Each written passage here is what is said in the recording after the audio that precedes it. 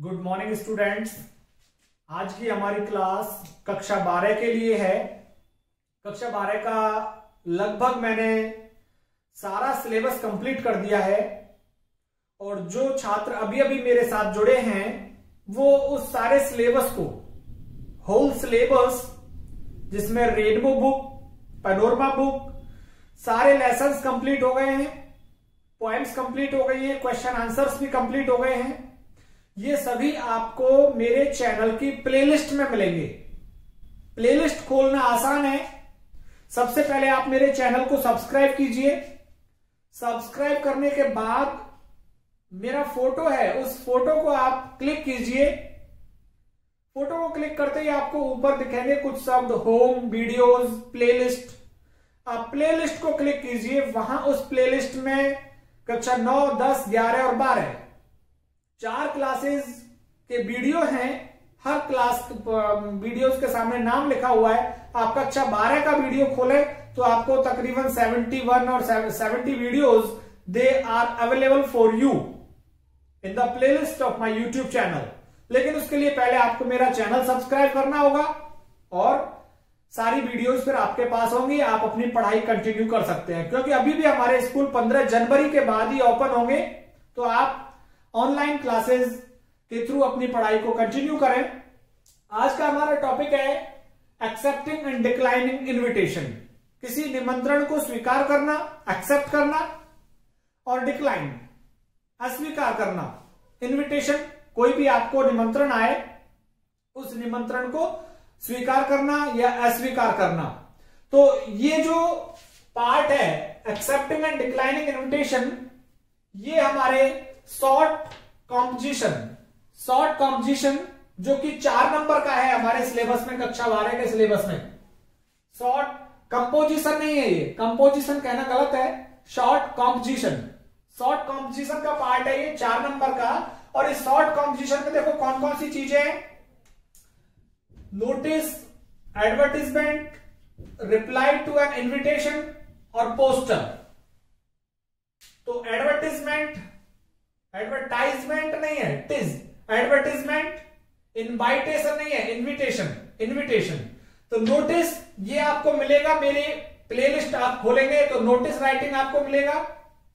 Poster आपके syllabus में से इस वर्ष के लिए हटा दिया गया है। पोस्टर डिजाइनिंग नहीं है आपके सिलेबस में। केवल 3 चीजें हैं 4 नंबर के लिए। तो नोटिस राइटिंग में सॉल्व करवा चुका हूं। हमारा टॉपिक है रिप्लाई टू एन इन्विटेशन, कि किसी निमंत्रण का जवाब कैसे दें। तो ये 2 चीजें आप कर लेंगे तो आपको एडवर्टीजमेंट, विज्ञापन पढ़ने की जरूरत नहीं है, क्योंकि अथवा में प्रश्न आएगा। अब अथवा में नोटिस तो आएगा ही आएगा, 100% कह रहा हूं मैं, नोटिस राइटिंग आएगा जरूर पेपर में। तो नोटिस के अथवा में एडवर्टीजमेंट भी आ सकता है, नोटिस के अथवा में रिप्लाई टू एन इन्विटेशन भी आ सकता है, निमंत्रण का जवाब देना। तो हमारा यही आज का टॉपिक है, रिप्लाई टू एन इन्विटेशन, किसी निमंत्रण का जवाब देना। उसको हम 2 सूरतों में जवाब देते हैं। कौन कौन सी? या तो एक्सेप्ट करेंगे, आप उसको स्वीकार करेंगे, या फिर डिक्लाइन या अस्वीकार करेंगे। तो देखिए किस तरह से हम किसी भी हमारे पास जो इन्विटेशन आता है उसको किस तरह से हम स्वीकार या अस्वीकार करते हैं, वो आपके सामने मैं बताता हूं। अभी कोई भी इन्विटेशन आए हमारे पास, मान के चलिए ये इन्विटेशन आया है हमारे पास, शादी का इन्विटेशन आया है। तो इन्विटेशन की 2 सूरतें होंगी अब आपके पास। क्या? 2 तरीके से आप इसका जवाब देंगे इन्विटेशन का, फॉर्मल वे और इनफॉर्मल। या तो फॉर्मल, औपचारिक तरीके से, या अनौपचारिक तरीके से। और फॉर्मल में भी क्या? फॉर्मल में भी 2 ही सूरतें हैं आपके पास। या तो आप उस इन्विटेशन को एक्सेप्ट करेंगे, एक्सेप्ट नहीं करेंगे तो क्या करेंगे? डिक्लाइन करेंगे। डिक्लाइन, रिफ्यूज, डिनाई कर देंगे, मना कर देंगे, भाई मैं नहीं आ सकता। तो या तो आप एक्सेप्ट करते हैं उसको, इन्विटेशन को, या फिर डिक्लाइन करते हैं। तो इन्विटेशन का जवाब 2 तरीके से दिया जाता है, फॉर्मल वे में और इनफॉर्मल वे में। ये आपके क्वेश्चन पेपर में लिखा आएगा कि आप इसका जवाब फॉर्मल तरीके से दीजिए या इनफॉर्मल तरीके से दीजिए। क्योंकि फॉर्मल तरीके से जवाब अलग प्रकार से दिया जाता है, इनफॉर्मल तरीके से जवाब अलग प्रकार से दिया जाता है। तो इनविटेशन का जवाब फॉर्मल तरीके से देना है या इनफॉर्मल तरीके से देना है, ये आपके क्वेश्चन पेपर में लिखा हुआ आएगा कि फॉर्मल तरीके से देना है या इनफॉर्मल। ऐसी स्थिति यहां पे होगी इनफॉर्मल के साथ कि अनौपचारिक तरीके से जवाब दे रहे हैं आप उसका इनविटेशन का हो, तो आप उसे एक्सेप्ट कर रहे हैं या फिर उसको डिक्लाइन कर रहे हैं। दोनों स्थिति होंगी कि या तो डिक्लाइन कीजिए या एक्सेप्ट कीजिए। तो इनविटेशन जो आपके पास आएगा उसके जवाब देने के दो तरीके हैं, फॉर्मल तरीका, इनफॉर्मल तरीका।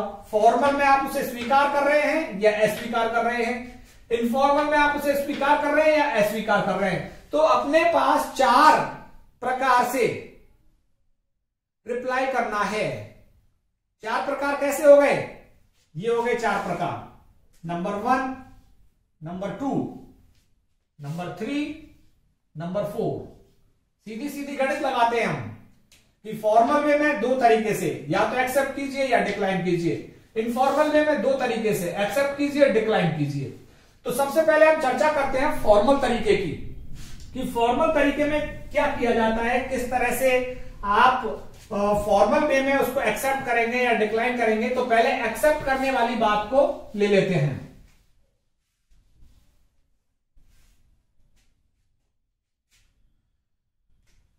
Accepting an invitation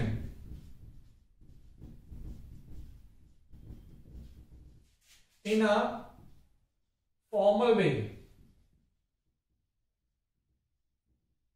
औपचारिक तरीके से आप किस तरह से उसको एक्सेप्ट करेंगे, तो फॉर्मल वे में, फॉर्मल वे सीख रहे हैं पहले हम, और वो भी कैसा, एक्सेप्ट करने का। तो सबसे पहली बात तो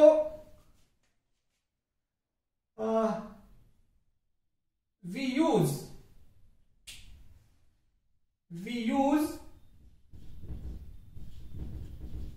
थर्ड पर्सन प्रोनाउंस, वो भी ही, शी, इट या name. We use third person pronoun. Number 1 तो ये हो गया। नंबर 2, दूसरा क्या करेंगे आप, invitee thanks the इनवाइटर।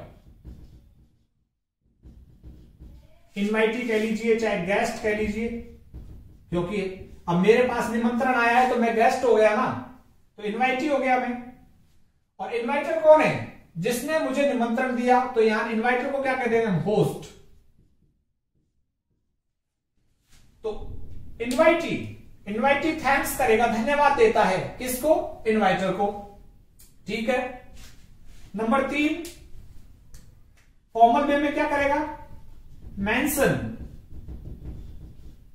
mention the program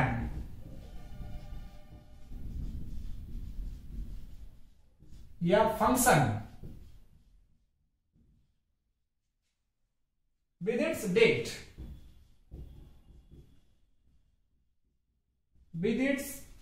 date and venue।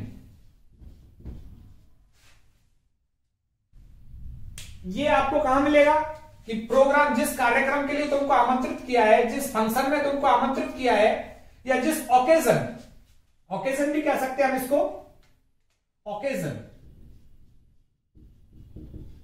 जिस अवसर पर तुमको आमंत्रित किया है उस अवसर की डेट और वेन्यू जरूर आप जवाब देते हुए लिख दें। और ये डेट जो है आपको कहां पे मिलेगी?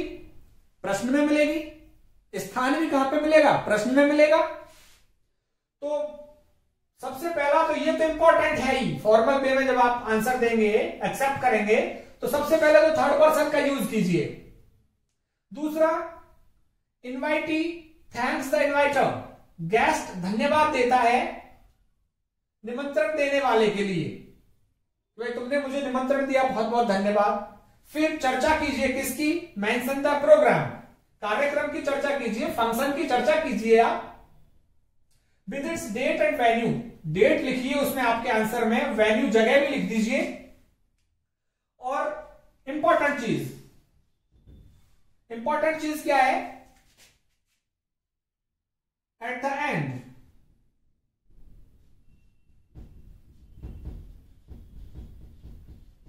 And use this sentence, use it. और वो क्या यूज करना है? ये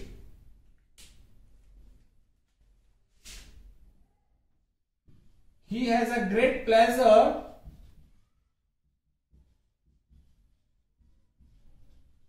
in accepting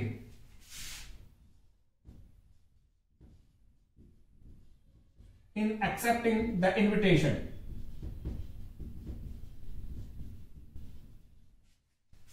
तो ये सेंटेंस के साथ एंड कीजिए आप। किस वाले को? एक्सेप्ट वाले को, जिसको आप एक्सेप्ट कर रहे हैं, जिसकी रिप्लाई दे रहे हैं आप एक्सेप्ट करते हुए, तो आपको क्या लिखना है? he has a great pleasure in accepting the invitation। अच्छा, ये सेंटेंस के साथ फिनिश कर देंगे आप इसको। डिक्लाइन में भी ऐसे ही चलेगा, डिक्लाइन में भी सेम प्रारूप रहेगा, लेकिन एक्सेप्टिंग के लिए तो ये लाइन रहेगी। यदि आप एक्सेप्ट कर रहे हैं उसको, तो एक्सेप्टिंग में तो एंड में ये लाइन रहेगी। और डिक्लाइन में क्या लाइन रहेगी? देखिए, डिक्लाइन यदि आप कर रहे हैं उसको, ड्यूरिंग डिक्लाइनिंग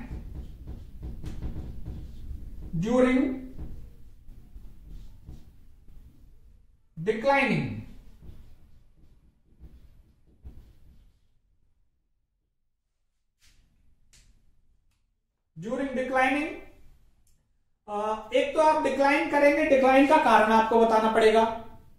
डिक्लाइन का कारण कि भाई मैं नहीं आ सकता, अनेबल फॉर बीइंग अटेंड। पहले तो आपको दुख जाहिर करना पड़ेगा, पहले तो दुख जाहिर करना पड़ेगा। और कैसे? बट इस तरह से, ऐसे आप दुख जाहिर करेंगे, regrets for being unable to attend it। भाई इस तरह से हम रिग्रेट, अपना दुख जाहिर करेंगे, भाई regrets for being unable to attend it. अब कारण भी बताओ उसमें। कारण के लिए आप क्या लिख सकते हैं? देखिए, ड्यू टू एन अनअवॉइडेबल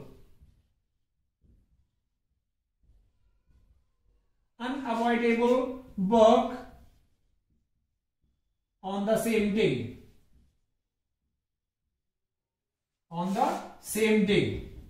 कि इसी दिन मुझे, भाई अनअवॉइडेबल मीन्स अपरिहार्य, जिसे मैं टाल नहीं सकता। अपरिहार्य कारण आ गया है, अपरिहार्य काम आ गया है, जिसे मैं टाल नहीं सकता। ऐसे नहीं लिखना चाहते, due to an unavoidable work on the same day नहीं लिखना चाहते, तो आप लिख सकते हैं due to prior engagement.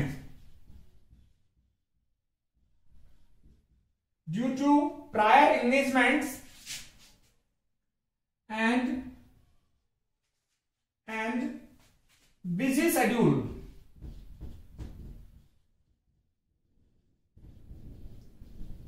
on the day।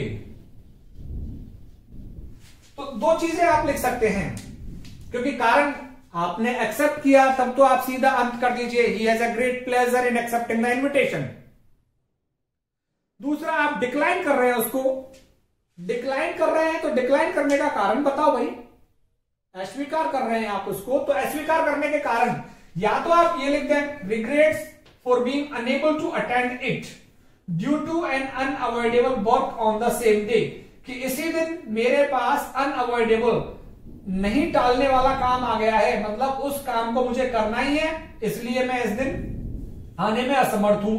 या फिर आप इस चीज को लिखिए ड्यू टू, ये तो चलेगा ही कि regrets for being unable to attend it due to prior engagements, कि पूर्व में ही मेरा कोई काम है, पूर्व में पहले से ही मेरे पास काम आ गया है, एंड बिजी शेड्यूल, और मेरा जो कार्यक्रम है बड़ा व्यस्त है मेरा दिन का, ऑन द डे, उस दिन का कार्यक्रम, तो फिर भी क्या करना है आपको, इसको भी फिनिश करना है किस पर, डिक्लाइनिंग को भी किस पर फिनिश करना है, sincere thanks, sincere thanks for the invitation,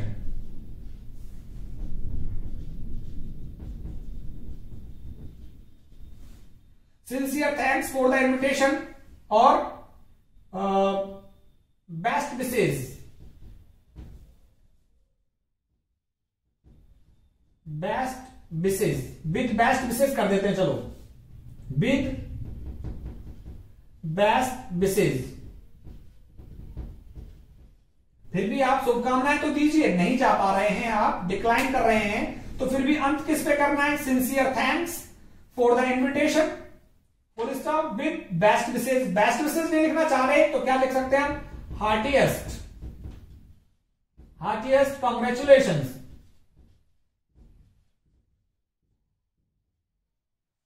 heartiest congratulation, com नहीं है, कम, कंग्रेचुलेशन, हार्टिएस्ट कंग्रेचुलेशंस, दिल से बधाइयां दे सकते हैं आप। तो जब आप डिक्लाइन करेंगे उसको, अब शुरुआत से ले लेते हैं, पहले तो एक्सेप्ट करते हैं किसी चीज को, इनविटेशन को एक्सेप्ट आप कर रहे हैं, तो सबसे पहली बात तो use third person, formal way में हमेशा थर्ड पर्सन यूज करना है। दूसरा क्या काम करना है, इनवाइटी थैंक्स द इनवाइटर, कि जो इनवाइटी है, जैसे कि मुझको किसी ने इनविटेशन दिया है तो मैं हो गया इनवाइटी, अब मैं अपना नाम लिख के करूंगा कि मिस्टर उमेश चौधरी थैंक्स, और मेरे दोस्त ने दिया है तो मैं यहां पे मेरे दोस्त का नाम लिख दूंगा कि mister Umesh Chaudhary thanks mister Vikas Sharma. तो विकास शर्मा तो क्या, कौन हो गया, इनवाइटर, और मैं हो गया इनवाइटी, क्योंकि मैं जा रहा हूं वहां पे गेस्ट बन के। ठीक है, मेंशन द प्रोग्राम, कार्यक्रम जो है उसमें पेपर में लिखा हुआ आएगा कि भाई बर्थडे पे बुला रहा है तुमको, शादी में बुला रहा है, या गेस्ट, चीफ गेस्ट के रूप में तुमको इनवाइट किया जा रहा है, तो वो प्रोग्राम या जो कार्यक्रम है उसकी तारीख और वेन्यू आपको बतानी पड़ेगी। अच्छा, एक्सेप्ट आप कर रहे हैं तो एट द एंड क्या करेंगे, at the end use it, इसको यूज कीजिए एक्सेप्ट करते हुए, he has a great pleasure in accepting the invitation, कि उसे बड़ी खुशी हो रही है ये निमंत्रण स्वीकार करते हुए। अच्छा, ये सारी प्रक्रिया उसमें चलेगी डिक्लाइनिंग में, लेकिन डिक्लाइनिंग में आप ये वाला सेंटेंस नहीं लिखेंगे। डिक्लाइनिंग में कौन से वाला सेंटेंस लिखेंगे, ये डिक्लाइनिंग में आप लिखेंगे रिग्रेट्स, मुझे दुख है, भाई regrets for being unable to attend it, कि मैं इसमें उपस्थित नहीं हो सकता, अनेबल असमर्थ हूं मैं, regrets for being unable to attend it, इस कार्यक्रम में उपस्थित होने में असमर्थ हूं, ड्यू टू, किस कारण से, कारण लिखना पड़ेगा आपको, due to an unavoidable work on the same day, कि उसी दिन मुझे अपरिहार्य काम आ गया है जिसे मैं टाल नहीं सकता। ये वाली लैंग्वेज नहीं लिखना चाहते तो ये वाली लिखो, ड्यू टू प्रायर एंगेजमेंट्स, की पूर्व निर्धारित काम है मेरे, एंड बिजी शेड्यूल, और मेरा जो शेड्यूल है, कार्यक्रम है, बड़ा व्यस्त है, ऑन द डे, इस दिन जिस दिन तुम मुझे आमंत्रित कर रहे हो उस दिन मैं बड़ा व्यस्त हूं, और मेरा जो कार्यक्रम है, जो मेरा बिजी शेड्यूल है बहुत। अच्छा, ड्यूरिंग डिक्लाइनिंग, जब आप डिक्लाइन कर रहे हैं तो इस सेंटेंस पे फिनिश कर दीजिए, आप एक्सेप्ट करते हुए इस सेंटेंस पे फिनिश कर दीजिए, और डिक्लाइन कर रहे हैं तो इस सेंटेंस पे फिनिश कर दीजिए। कैसे लिखेंगे आप, sincere thanks for the invitation, sincere thanks for the invitation, full stop, with best wishes और हार्टिएस्ट कंग्रेचुलेशंस, कि दिल से बधाइयां तुमको, दिल से धन्यवाद। बेस्ट विशेष लिखना चाहते तो बेस्ट विशेष लिख दो, बेस्ट विशेष नहीं लिखना चाहते तो हार्टिएस्ट कंग्रेचुलेशंस लिख दो। तो एवरीथिंग डिपेंड्स ऑन यू, कि आप क्या चीज लिखना चाहते हैं, बेस्ट विशेष लिखना चाहते हैं या हार्टिएस्ट कंग्रेचुलेशंस लिखना चाहते हैं। यहां पे आप प्रायर एंगेजमेंट लेना चाहते हैं या अनअवॉइडेबल वर्क लेना चाहते हैं, कब, डिक्लाइनिंग के टाइम पे। तो ये तो हो गया फॉर्मल वे में एक्सेप्ट करना और डिक्लाइन करना। अब मैं आपको बता देता हूं इनफॉर्मल वे, कि इनफॉर्मल वे में आप किस तरह से, चलो एक मैं आपको ऐसे ही लिख के बता देता हूं कि किस तरह से आप उसे किस तरह से आप जवाब देंगे। मान के चलिए किसी शादी पे आपको बुलाया है,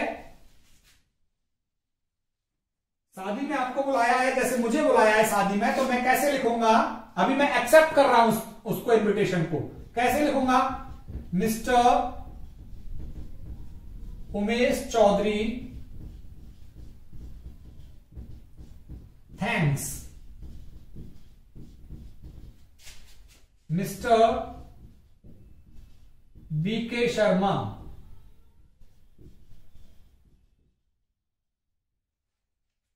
Mr. Umesh Chaudhary thanks Mr. B.K. Sharma for his kind invitation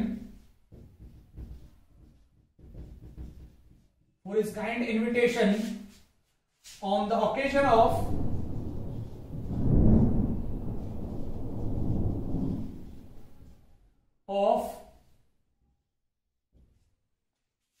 his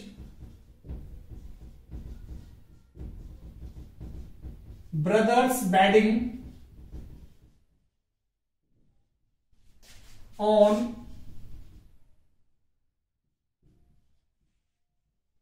15 February 2020 at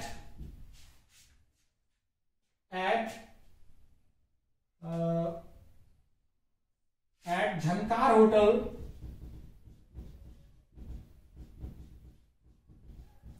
Alwar. इस तरह से हो गया। और नीचे मैं इसको कैसे फिनिश करूंगा? He has a great pleasure in accepting the invitation.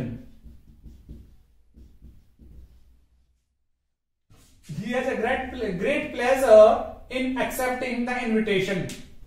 अब इसको मैं चारों तरफ से बंद कर दूंगा। ये हो गया formal reply.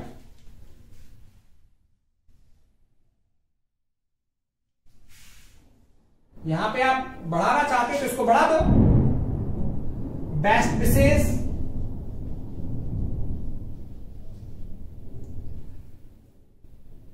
To new couple, नए जोड़े के लिए शुभकामनाएं। ये आप बढ़ा सकते हैं तो बढ़ा दो, लेकिन इस तरह से आपको जवाब देना होगा। अब देखिए सब कुछ थर्ड पर्सन है। ये नाम लिखा थर्ड पर्सन, नाम लिखा थर्ड पर्सन, ये भी थर्ड पर्सन है, ये भी थर्ड पर्सन है, तो सारा कुछ थर्ड पर्सन चल रहा है। यहां पे थर्ड पर्सन में चलेगा। अच्छा, कई बार क्या होता है कि इसमें दो जने होते हैं बुलाने वाले दो जने होते हैं और आने वाले भी दो जने होते हैं। तो फिर कैसे लिखेंगे? यहां पे देखिए इस तरह से कैसे लिखेंगे इसको? मिसेज एंड मिस्टर, मेरा ही नाम ले लेता हूं, उमेश चौधरी। जो पहले हमने थैंक्स लिखा था, अब थैंक्स ना करके क्या लिखना पड़ेगा आपको? सिर्फ थैंक, क्योंकि अब दो जने हो गए तो बहुवचन हो जाएगी, तो हमें बहुवचन वर्ब यूज करनी पड़ेगी। थैंक, यहां पे भी दो जने को धन्यवाद दीजिए, Mrs and Mr VK Sharma. इस तरह से अब यहां पे ही की बजाय क्या हो जाएगा? दे हो जाएगा, दे। और हैज की जगह पे क्या हो जाएगा? Have. They have a great pleasure in accepting the invitation. अच्छा, इसी को मुझे डिक्लाइन करना है कि मैं आ नहीं सकता, तो डिक्लाइन कैसे करेंगे? देखिए, डिक्लाइन भी कैसे करेंगे? अस्वीकार कर रहे हैं हम इसको, भाई मैं नहीं आ सकता, तो चलो अस्वीकार भी करते हैं। कैसे अस्वीकार होगा? देखिए, Mr Umesh thanks Mr BK Sharma for his kind invitation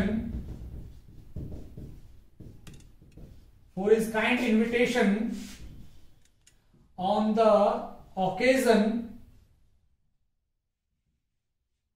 of his brother's wedding on 16 February 2020 at Jhankar hotel, Jhankar hotel Alwar. अच्छा, अब यहां पे बट,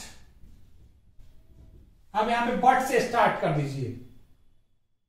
बट रिग्रेट्स, वही लाइन जो हमने लिखी थी, but regrets for being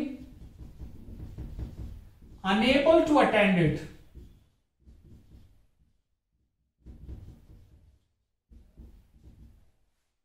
but regrets for being unable to attend it, कि मुझे दुख है कि मैं असमर्थ हूं इसमें उपस्थित होने में। किस लिए? Due to an unavoidable,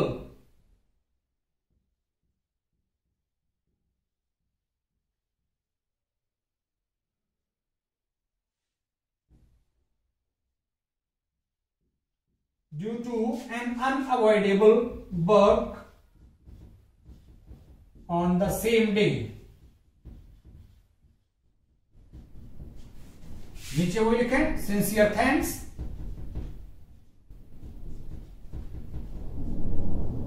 for the invitation,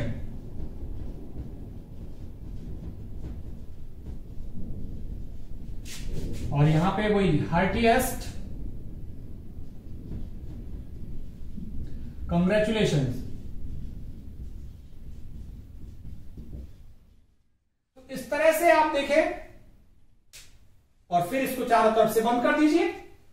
तो ये हो गया हमारा अस्वीकार करना, डिक्लाइन कर दिया हमने इसको। तो किसी भी इनविटेशन को स्वीकार करना और अस्वीकार करना, यहां पे हमने अस्वीकार कर दिया due to an unavoidable work on the same day. हो सकता है वहां पे पेपर में आपको ये भी आ जाए कि आपके स्वयं के भाई की शादी है उसी दिन, इसलिए आप कारण भी आ सकता है उसमें कि आपकी दादाजी हॉस्पिटलाइज हैं, अस्पताल में भर्ती हैं, इसलिए तुम नहीं आ सकते, तो उसको मेंशन कीजिए। Due to hospitalization of my grandfather I am unable to attend the marriage. तो वो चीज आपको हो सकता है कारण वहां आ जाए। अगर कारण नहीं आए तो आप ये लिख दें due to an unavoidable work on the same day. और मैंने बताया था due to a prior engagements और busy schedule on the same day. Prior engagements और बिजी शेड्यूल भी मैंने आपको बताया था। अब मैं आपको बताता हूं इनफॉर्मल वे में किस तरह से हम जवाब देते हैं। इनफॉर्मल वे की बात करूं जरा मैं आपसे कि इनफॉर्मल वे में क्या होता है। ये तो फॉर्मल वे हो गया। इनफॉर्मल,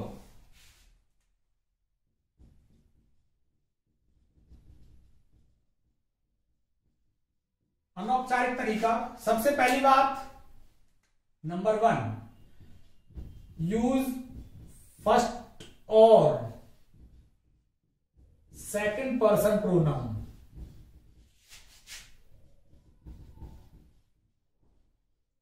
इसमें आपको फर्स्ट और सेकंड पर्सन प्रोनाउन यूज करने पड़ेंगे। Number 2,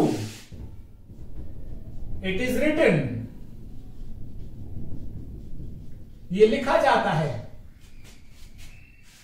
it is written in the form of letter, in the form of letter, letter के रूप में लिखा जाता है, पत्र के रूप में लिखा जाता है। कैसे? सबसे पहले क्या लिखते हैं हम वहां पे, सेंडर्स एड्रेस, सेंडर्स एड्रेस आएगा सबसे पहले। जब आप इनफॉर्मल वे में उसको एक्सेप्ट करेंगे या डिक्लाइन करेंगे तो सबसे पहले सेंडर्स एड्रेस आएगा बाईं तरफ, बाईं तरफ चलते रहेंगे, फिर डेट आएगी, फिर सैल्यूटेशन होगा। सैल्यूटेशन कैसे होगा? Dear, dear Ramesh, dear Mohan, जिसने भी तुमको भेजा है उसके नाम के साथ डियर लगा करके, डियर रमेश, डियर सबिता, जो भी कोई नाम होगा तो सैल्यूटेशन। नंबर 4 यहां पे आ जाएगा बॉडी ऑफ रिप्लाई। जवाब चलेगा आपका यहां बॉडी ऑफ रिप्लाई कि आप उसे एक्सेप्ट कर रहे हैं, whether you are accepting it, whether accepting और नॉट, कि आप उसे एक्सेप्ट कर रहे हैं या नहीं कर रहे हैं, वो यहां पे चलेगा। नंबर 5 क्या चीज रहेगी आपकी इसमें, क्लोजिंग कपलेट, क्लोजिंग लाइन, या मैं कहूं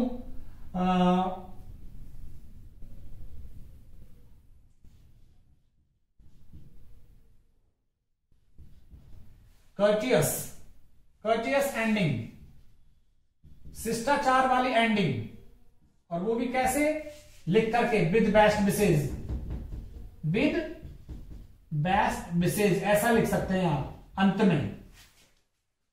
नंबर 6 क्या रहेगा आपका, सब्सक्रिप्शन।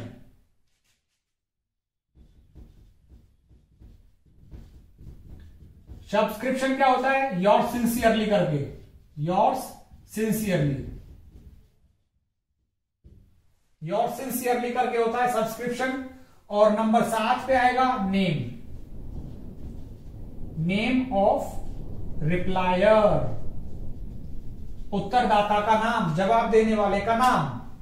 तो इस प्रारूप में चलेगा आपका इनफॉर्मल, इस तरह से चलेगा आपका इनफॉर्मल लेटर। जब भी आप रिप्लाई करेंगे इनफॉर्मल, क्या होगा, सबसे पहले तो सेंडर्स एड्रेस आएगा, जिस दिन आप रिप्लाई कर रहे हैं उस दिन की डेट, सैल्यूटेशन होगा फिर, और हर इसमें लाइन छूटी हुई होगी, यहां पे लाइन छूटी, यहां पे लाइन छूटी, यहां पे लाइन छूटी हुई होगी, डियर रमेश और dear Savita. Body of reply, आपके जवाब की लाइन है कि आप वेदर एक्सेप्टिंग और नॉट, कि आप उसे स्वीकार कर रहे हैं या नहीं कर रहे हैं, वो आपको 2-3 लाइनों में लिखना है।